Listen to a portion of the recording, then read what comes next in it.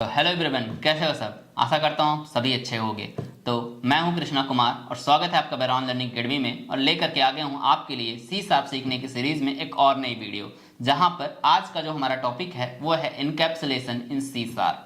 हम C sharp में encapsulation के बारे में सीख रहे होंगे। Encapsulation one of the major pillar है, या कह सकते हैं one of the important part है ऑब्जेक्ट ओरिएंटेड प्रोग्रामिंग का। हमने लास्ट वीडियो में ऊप्स के बारे में समझा था, ऊप्स के क्या कौन कौन से 4 मेन पार्ट होते हैं, वो चीज़ें हमने देखा था। हम आज उसका प्रैक्टिकल भी करने वाले हैं। तो उसमें आता है पहले नंबर में इनकैप्सुलेशन, जिसमें हम आज इनकैप्सुलेशन की डेफिनेशन भी समझ रहे हैं प्लस उसका प्रैक्टिकल भी देख रहे होंगे। तो आइए चलते हैं कंप्यूटर स्क्रीन में। तो आप यहाँ पर देख सकते हैं आज की हमारी हेडिंग है इनकैप्सुलेशन इन सी शार्प, जिसमें इनकैप्सुलेशन की अगर हम डेफिनेशन की बात करें तो देखो, encapsulation is one of the core principle of object oriented programming. ये ऑब्जेक्ट ओरिएंटेड प्रोग्रामिंग का एक कोर प्रिंसिपल है that help us keep our data safe, जो कि हमें हमारा डेटा सेफ रखने के लिए हेल्प करता है। कैसे? By controlling access to it within a class. जो हमारे फील्ड्स हैं उनका क्लासेस के दरमियान एक्सेस कैसे होना है कैसे नहीं होना, उस चीज को कंट्रोल करके ये हमारे डेटा को सेफ रखने में मदद करता है। कैसे, वो हम कोड करके देखेंगे। ठीक है, इसके अलावा अगर हम देखें तो simply we can say it is a technique, ये एक प्रकार की टेक्निक है to hide sensitive data from user से अपना सेंसिटिव डेटा हाइड करने के लिए या प्रोटेक्ट करने के लिए कह सकते हैं। ठीक है, अगर हम इनकैप्सुलेशन को इंप्लीमेंट करना चाहते हैं तो आप यहाँ पे देखो, to implement encapsulation we make data field private. हम डेटा फील्ड को प्राइवेट बना देते हैं so they can't be access directly from outside the class, जिससे अगर प्राइवेट एक बार बना दिया तो आउटसाइड द क्लास से डायरेक्टली एक्सेस नहीं हो पाएगा। ठीक है, जो भी हमने फील्ड बनाई।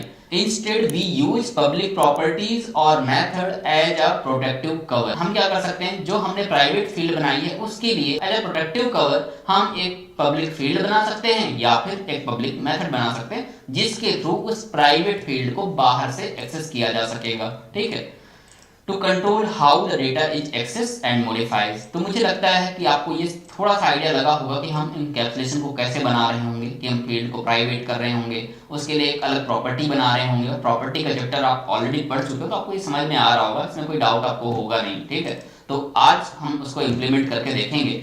और उसके अलावा बेनिफिट क्या है इनकैप्सुलेशन के, अगर हम बेनिफिट की थोड़ा सा बात करें कि क्योंकि ये इंटरव्यू के पॉइंट ऑफ व्यू से थोड़ा सा ज्यादा इंपॉर्टेंट है। कई बार इंटरव्यूअर पूछ लेता है आपसे कि इनकैप्सुलेशन के क्या बेनिफिट हैं। ठीक है, तो यहाँ पर आप देखो कि सबसे पहली चीज है data validation. Ensure only valid data is set. आप ये इंश्योर करते हो कि कोई वैलिड डेटा ही सेट हो, वैलिड डेटा ही रखा जाएगा किसी भी फील्ड में। जैसे फॉर एग्जांपल अगर कोई एज नाम की फील्ड है तो वहां पर एज नाम की फील्ड में कोई नेगेटिव वैल्यू नहीं जा सकती कि किसी ने -8 स्टोर कर दिया, -20 स्टोर कर दिया। क्यों? क्योंकि किसी की एज माइनस में नहीं हो सकती ना। सिंपल है कि पॉजिटिव होगी, ना तो वो माइनस में हो सकती है ना ही वो जीरो हो सकती है एज। तो इस तरह से हम क्या कर सकते हैं कि डेटा को वैलिडेट कर सकते हैं इनकैप्सुलेशन के थ्रू। कंट्रोल ओवर डेटा, हमारा डेटा पर ज्यादा कंट्रोल होता है, यानी कि जो पर्सन क्लासेस को बना रहा है उसके अंदर डेटा फील्ड्स को बना रहा है उसका कंट्रोल ज्यादा होता है उस पर, ताकि बाहर से कोई और उनको मॉडिफाई ना कर सके। ठीक है, code flexibility allowing changing internal implementation, कि कोई और अगर एक्सेस कर रहा है तो इंटरनल इम्प्लीमेंटेशन को तो वो अलाउ चेंज कर सकता है विदाउट इफेक्टिंग एक्सटर्नल कोड, किसी भी एक्सटर्नल कोड को इफेक्ट किए बिना। लाइक आप ही मान लो किसी एक मॉड्यूल में काम कर रहे हो तो ये आप इंश्योर रहोगे कि उस मॉड्यूल में काम करने की वजह से कोई दूसरा मॉड्यूल ना इफेक्ट हो जाए, अगर आपने प्रॉपर इनकैप्सुलेशन यूज किया होगा। ठीक है, उसके अलावा इम्प्रूव्ड सिक्योरिटी भी इम्प्रूव होती है। Reduce exposure of sensitive information, ये क्या करता है, सेंसिटिव इंफॉर्मेशन जो भी है उसको हम सेफ रख लेते हैं, सिक्योरिटी, इसलिए हम कह सकते हैं सिक्योरिटी भी इम्प्रूव होती है। तो इस तरह से ये हमारे इनकैप्सुलेशन के कुछ बेनिफिट हो जाते हैं। डेफिनेशन आपने देख ही ली, कैसे बनाना है वो भी आपने देखा। आइए प्रैक्टिकल क्रिएट करके देखते हैं। तो उसके लिए हम विजुअल स्टूडियो ओपन कर लेते हैं। मैं यहाँ पर विजुअल स्टूडियो 2022 कम्युनिटी वर्जन है मेरे पास, ये मैं ओपन करता हूँ। क्रिएट न्यू प्रोजेक्ट में क्लिक करता हूँ और यहाँ पर मैं console app dot net framework select करता हूँ। यहाँ पे मुझे देना है प्रोजेक्ट का नाम, तो प्रोजेक्ट का नाम मैं यहाँ पर कंसोल ऐप इनकैप्सुलेशन ही दे देता हूँ। ये मैंने कंसोल ऐप इनकैप्सुलेशन ही प्रोजेक्ट का नाम दे दिया है। सोल्यूशन का नाम भी मेरा सेम है और फ्रेमवर्क मेरा 4.8 है। मैं क्रिएट में क्लिक कर देता हूँ। तो आप देखोगे मेरा प्रोजेक्ट यहाँ पर क्रिएट हो चुका है, जिसमें program.cs एक क्लास है और वो क्लास यहाँ पर ऑलरेडी ओपन है। जिसमें आपके प्रोजेक्ट के नाम से यहाँ पर नेम स्पेस बन करके आ गया है। उसके अंदर एक प्रोग्राम नाम की क्लास है और उसके अंदर एक मेन नाम का मेथड है। हम क्या करते हैं, हम यहाँ पर अपनी एक दूसरी क्लास बना लेते हैं बैंक अकाउंट नाम से। यही बैंक अकाउंट क्लास का एग्जांपल मैंने आपको लास्ट वीडियो में जब मैंने आपको प्रॉपर्टीज पढ़ाया था तब भी आपको समझाया था, तो इसको समझना थोड़ा सा आपके लिए इजी भी रहेगा। तो मैं यहाँ पर एक बैंक अकाउंट नाम की क्लास बनाता हूँ।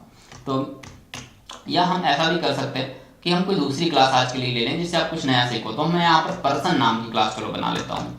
मैं यहाँ पर पर्सन नाम की क्लास बनाता हूँ, ठीक है।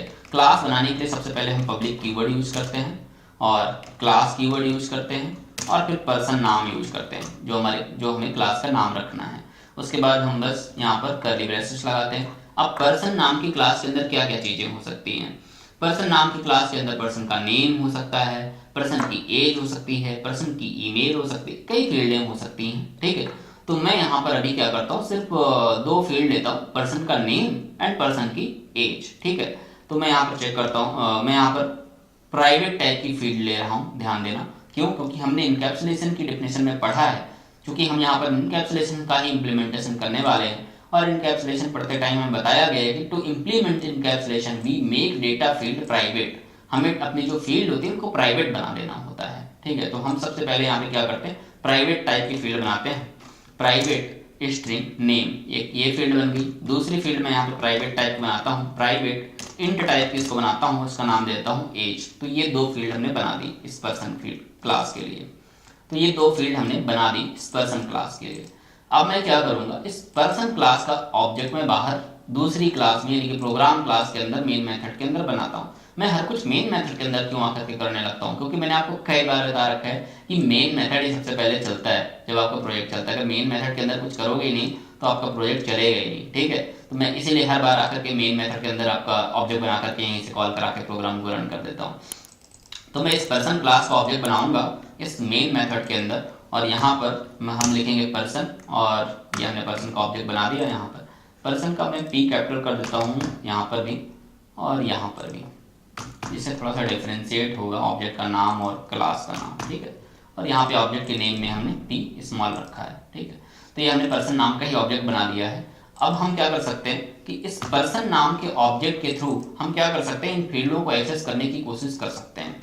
मैं यहाँ पर एक्सेस करूंगा तो हमें वो फील्ड नहीं मिल रही, क्यों? क्योंकि वो प्राइवेट बनी हुई है। तो हम कोशिश तो की है बट नहीं एक्सेस कर पा रहे हैं क्योंकि वो प्राइवेट है। तो ऐसी सिचुएशन में हम क्या करेंगे, हम यहाँ पर फॉलो करेंगे इनकैप्सुलेशन को। हम यहाँ पर बनाएंगे एक प्रॉपर्टी, इस प्राइवेट फील्ड के लिए एक अलग प्रॉपर्टी बनाएंगे और इस प्राइवेट फील्ड के लिए एक अलग प्रॉपर्टी बनाएंगे, ठीक है।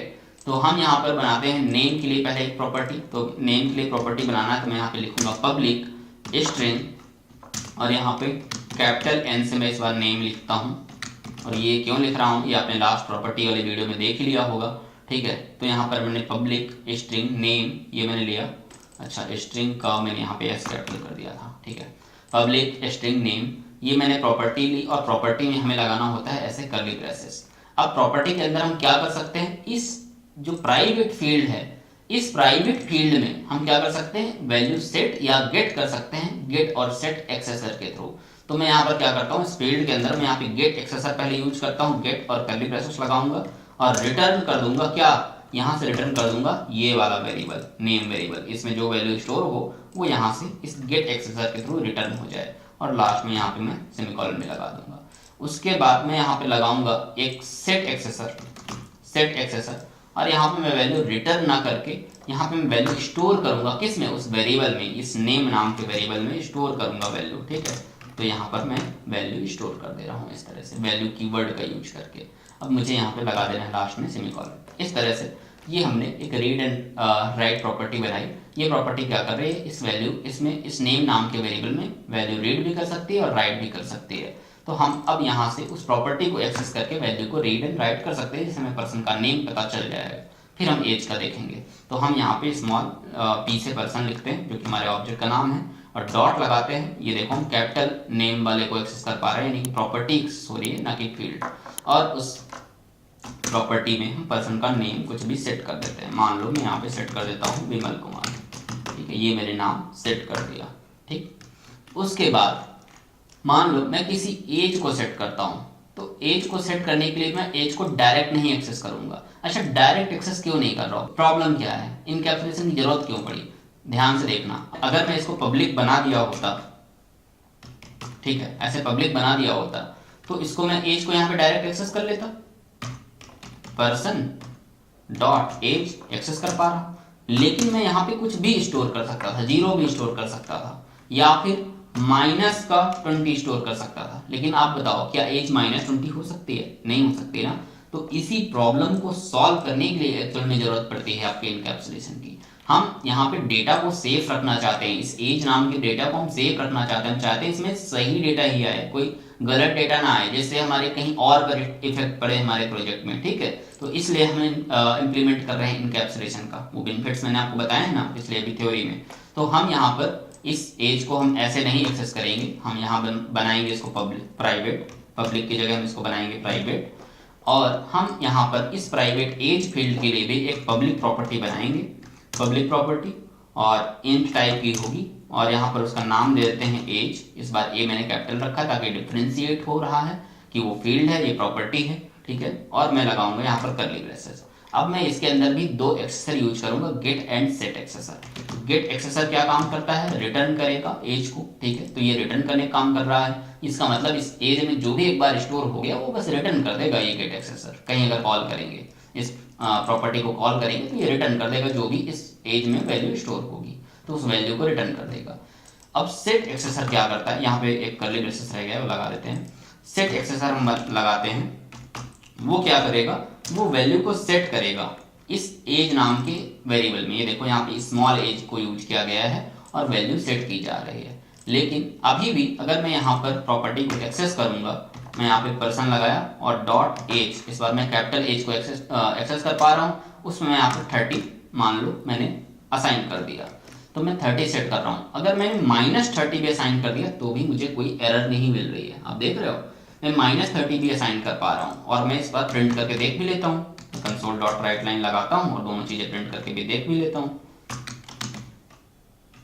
कंसोल डॉट राइट लाइन, और यहाँ पर हम लिखते हैं डॉलर डबल कोट्स के अंदर your age, your name is, like आपका नेम ये है, एंड योर एज इज, आपका एज ये है, ठीक है। अब ये वेरिएबल दोनों पर्सन डॉट नेम यहाँ पर यूज कर लेंगे, और ये पर्सन डॉट एज हम जो है यहाँ पर यूज कर लेंगे, और लास्ट में हम लगा देंगे आपका सेमीकोलन। इस तरह से हमने प्रिंट भी करा लिया, और हम यहाँ पर कंसोल डॉट रीड लाइन लगा देते हैं ताकि हमें स्क्रीन रुक जाए, हम आउटपुट भी देख पाएँ, ठीक है। ये मैंने कंसोल डॉट रीड लाइन लगा दिया है, और अभी हम आउटपुट चेक करते हैं। तो आप देख सकते हो यहाँ पे your name is Vimal Kumar and your age is -30, लेकिन आपको पता है कि एज हमारी -30 तो हो नहीं सकती, माइनस में तो हो नहीं सकती, यानी कि ये गड़बड़ है।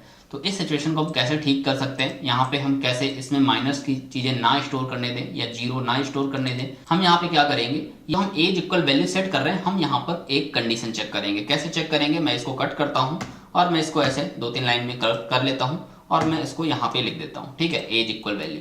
इससे पहले मैं यहाँ पर इफ लगा करके एक कंडीशन चेक कर लूंगा, क्या जो वैल्यू है हमारी 0 से बड़ी है या नहीं, वैल्यू इज ग्रेटर देन 0 है या नहीं। अगर 0 से बड़ी है तो हम इसको स्टोर कर देंगे इसमें एज में, ठीक है, ये लाइन हम इसके अंदर कर देंगे अब।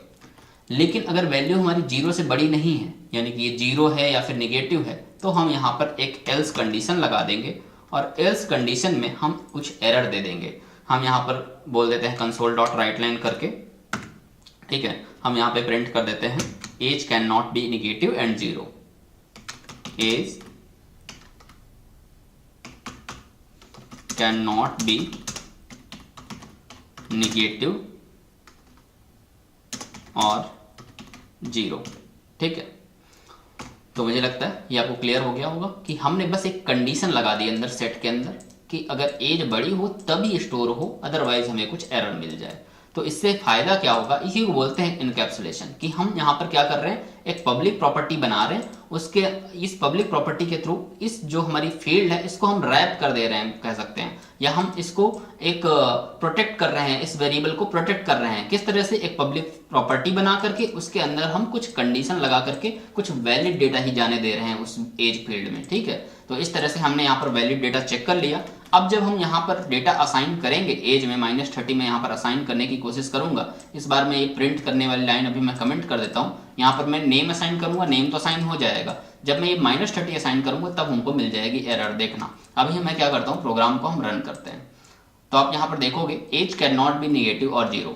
नेम आपका असाइन हो गया, आपको कोई दिक्कत नहीं है। लेकिन जब एज असाइन हो रही थी तो वहां पर चेक किया गया कि एज क्या 0 से छोटा है क्या या फिर 0 है क्या। तो जब ये चेक किया गया तो वहां पे कंडीशन सही मिल गई। तो यहाँ पर age can not be negative और 0 की एरर आपको आ गई। अगर यही एज अगर आप प्लस में कर दो यानी कि पॉजिटिव कर दो तब फिर कोई दिक्कत नहीं होगी। फिर वो यहाँ पर आपकी कंडीशन ट्रू होगी, अंदर जाएगा और एज को असाइन कर देगा और फिर हम बाद में उसको प्रिंट भी करा पाएंगे। इसको मैं अब यहाँ पर अनकमेंट कर देता हूँ, ठीक है। अब हम वापस से प्रोग्राम को रन करते हैं। तो आप देखोगे your name is Vimal Kumar and your age is 30। अब कोई दिक्कत नहीं हो रही है। तो समझ पा रहे हो कि इनकैप्सुलेशन का किस तरह से हम यूज कर रहे हैं। इस तरह से यूज करके हम डेटा को कैसे प्रोटेक्ट कर रहे हैं, अपनी फील्डों को कैसे प्रोटेक्ट कर रहे हैं कि उसमें क्या स्टोर होना है और क्या नहीं, ये हम खुद डिफाइन कर पा रहे हैं, ठीक है। तो इस तरह से हमारा इनकैप्सुलेशन वर्क करता है। मुझे लगता है क्या बेनिफिट्स हैं, कैसे इनकैप्सुलेशन वर्क करता है, ये चीज आपको समझ में आ गई होगी। लेकिन फिर भी अगर आपका इस सब कोड में कुछ भी डाउट रह गया तो एक बार आप कमेंट करो और खुद से इनको करने का प्रयास करो। खुद से अपने लैपटॉप में ये कोड करो, टेस्ट करो क्या आपके लैपटॉप में भी ये प्रॉपर वर्क कर रहा है या नहीं। फिर भी कोई डाउट है, कोई एरर आ रही है, आप कमेंट करो, हम आपके आंसर देने का प्रयास करेंगे। और अगर आपको मेरी इस वीडियो से कुछ भी समझ में आया है तो आप मेरी वीडियो को लाइक करो, हमारे चैनल को सब्सक्राइब करो और बने रहो हमारे साथ इस C# सीखने की सीरीज में। Thank you all of.